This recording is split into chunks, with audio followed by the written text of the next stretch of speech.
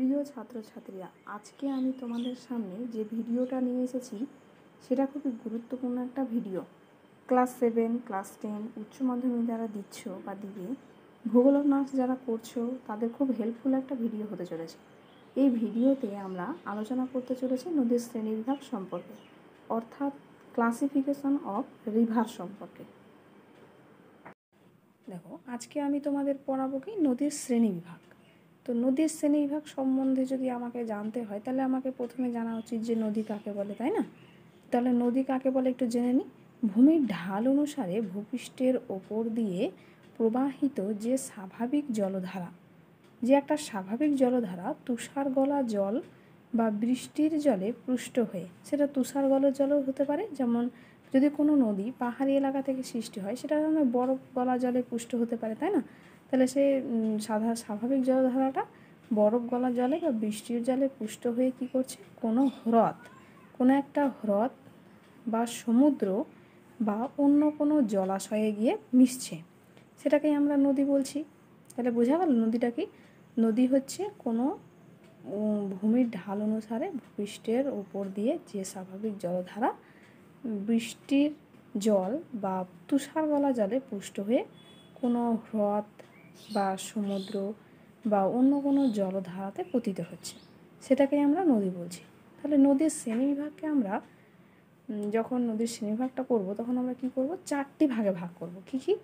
একটা দেখো, আমি এখানে লিখে নিয়েছি সম্পর্কের ভিত্তিতে, আর 2 নম্বরটা কি জলের যোগানের ভিত্তিতে, আর একটা হচ্ছে উৎপত্তি অনুসারে, আর একটা গঠনের সাথে সম্পর্কের ভিত্তিতে। তো এই 4টি ভাগে ভাগ করা হয়েছে, কিন্তু আজকে আমরা একটি সম্বন্ধেই জানব, কি সম্পর্কের ভিত্তিতে, এটা জানব। তাহলে দেখো, সম্পর্কের ভিত্তিতে আবার নদীকে 3টি ভাগে ভাগ করা হয়, ঠিক আছে? একটা হচ্ছে প্রধান নদী, একটা হচ্ছে শাখা নদী, আর একটা হচ্ছে উপনদী। তো আমরা এখানে 1 নম্বরে লিখে নিয়েছি প্রধান নদী কাকে বলে।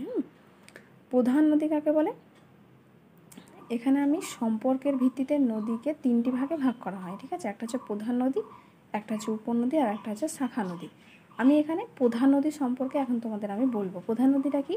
প্রধান নদী হচ্ছে একটি নদী অববাহিকায় ভূমির মুখ্য ঢাল বরাবর বয়ে যাওয়া যে নদীতে অন্য সব ছোট ছোট নদী জল নিয়ে আসে এবং যে নদী মোহনা পর্যন্ত ওই সমস্ত জলকে বয়ে নিয়ে যায়, সেটাকে আমরা প্রধান নদী বলছি। যদি আমি উদাহরণ দিই তাহলে সেটাকে কি দিতে পারি, যেমন গঙ্গা নদী। এখানে আমি একটা চিত্র এঁকে নিয়েছি, দেখো এই চিত্রটার মাধ্যমে আমি তোমাদের বোঝানোর চেষ্টা করছি যে কাকে আমরা প্রধান নদী বলবো। আমরা প্রথমত জানি যে যে একটা নদী যদি উৎপত্তি হয় কোনো উঁচু জায়গা থেকে উৎপত্তি হয়, তাই তো? কোনো উঁচু পার্বত্য জায়গা বা কোনো উঁচু জায়গা থেকে বা পার্বত্য এলাকা থেকে সৃষ্টি হয় নদীটা। সেই নদী যদি সৃষ্টি হওয়ার পর তার উচ্চ গতি, তার মধ্যগতি এবং নিম্ন গতিকে বজায় রেখে কোনো মোহনাতে এসে পড়ছে। যেমন দেখো, যেখানে আমি একটা নদী চিত্রের মাধ্যমে এঁকেছি যে এখানে একটা নদী উৎপত্তি হলো, ঠিক আছে? এখানে একটা নদী উৎপত্তি হওয়ার পর সেই নদীটা কী হলো, ধীরে ধীরে প্রবাহিত হচ্ছে সমভূমির দিকে, তাই না? সমভূমির দিকে প্রবাহিত হচ্ছে। সমভূমিতে যখন প্রবাহিত হচ্ছে তখন সেই নদীর সাথে আবার অনেক ছোট ছোট নদী এসে মিশছে। এই যে দেখো, অনেক ছোট ছোট নদী এসে মিশছে, ঠিক আছে?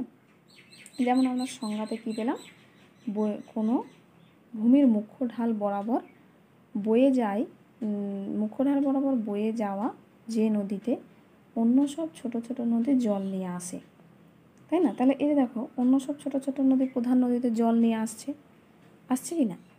যে অন্য সব ছোট ছোট নদী প্রধান নদীতে জল নিয়ে আসছে এবং যে নদী কী করছে, এই নদীটা কী করছে, সেই বয়ে নিয়ে আসা জলটাকে মোহনা পর্যন্ত পৌঁছাচ্ছে, তাই না? তাহলে এই যে নদী মোহনা পর্যন্ত এই সমস্ত জলকে বয়ে নিয়ে আসছে সেটাকে আমরা বলছি প্রধান নদী। যেমন আমাদের প্রধান নদী যদি একটু উদাহরণ দিই, সেটা হচ্ছে এই দেখো গঙ্গা নদী, ঠিক আছে?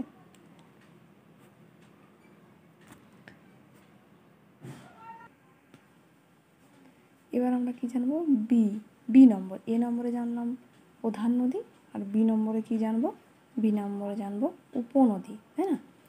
তাহলে দেখো উপনদী কাকে বলে, উপনদী কাকে বলে যদি একটু সংজ্ঞাটা আমি দেখে নিই। দেখো সংজ্ঞাটা আমি কি লিখেছি, প্রধান নদীতে যেসব ছোট ছোট নদী অপ্রধান ঢাল বরাবর বয়ে এসে যোগ দেয় সেটাকে আমরা বলছি উপনদী। সেসব নদীকে আমরা কি বলছি, উপনদী। তাহলে দেখো চিত্র দেখে বোঝার চেষ্টা করো।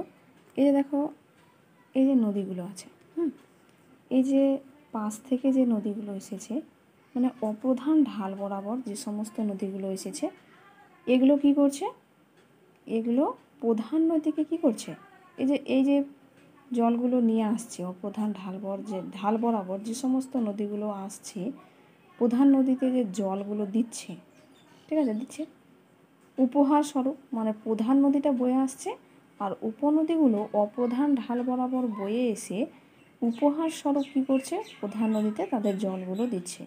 এই যে উপহার দিচ্ছে প্রধান নদীতে, এই নদীগুলো জল কী করছে, উপহার দিচ্ছে, এই কারণে আমরা এটাকে উপনদী বলে থাকি। উপনদী মানে উপহার স্বরূপ দিচ্ছে এই কারণে। তাহলে বোঝা গেল যে উপনদী আমরা কোনটাকে বলবো, এগুলোকে তাহলে আমরা বলবো উপনদী। যে প্রধান নদীতে যেসব ছোট ছোট নদী অপ্রধান ঢাল বরাবর বয়ে এসে যোগ দেয় সেসব নদীকে আমরা উপনদী বলছি।